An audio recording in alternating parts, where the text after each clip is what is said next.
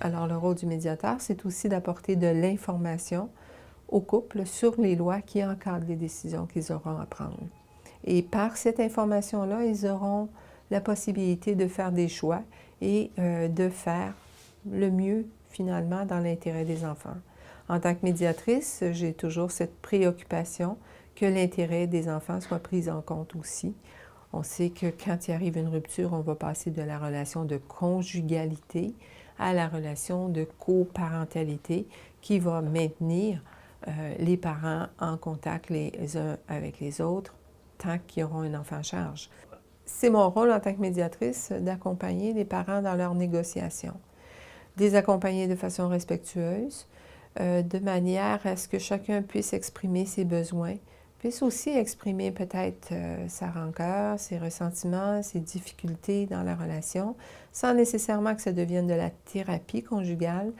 Ça a un effet thérapeutique pour eux parce qu'on a un espace, un lieu où ils peuvent se dire et boucler souvent la boucle qui n'avait pas été bouclée lors de la rupture.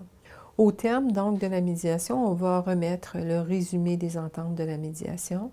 C'est un document qui appartient aux parents et qui leur permettra par la suite de s'adresser à la Cour pour obtenir un jugement sur leur entente.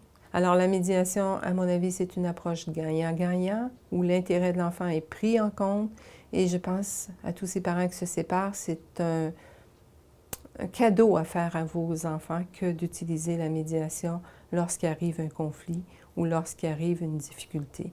Alors, en médiation, c'est la place pour les parents d'exprimer leurs besoins et leur façon de voir le règlement au-delà de ce que la loi peut aussi leur apporter comme encadrement. Je pense à un couple où est-ce que monsieur dit à madame: oui, la loi me permet de partager ton fonds de pension, me permet d'avoir accès à tes économies, mais selon mes valeurs, selon ce que je suis, selon mes principes, je n'arriverai pas à être confortable à demander un partage de ton fonds de pension ou de tes avoirs parce que la loi le permet. Je souhaite pouvoir respecter mes valeurs et pouvoir te respecter dans tout ça. C'est ce que permet la médiation. Ça n'aurait peut-être pas été possible de l'exprimer aussi simplement que ça dans un contexte juridique.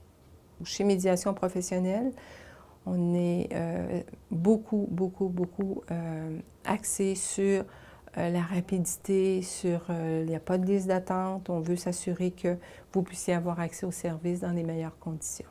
Je crois que la médiation devient la seule option à envisager lorsqu'arrive le temps de négocier la garde, la pension alimentaire et le partage des biens et la reconduite de la coparentalité dans le futur.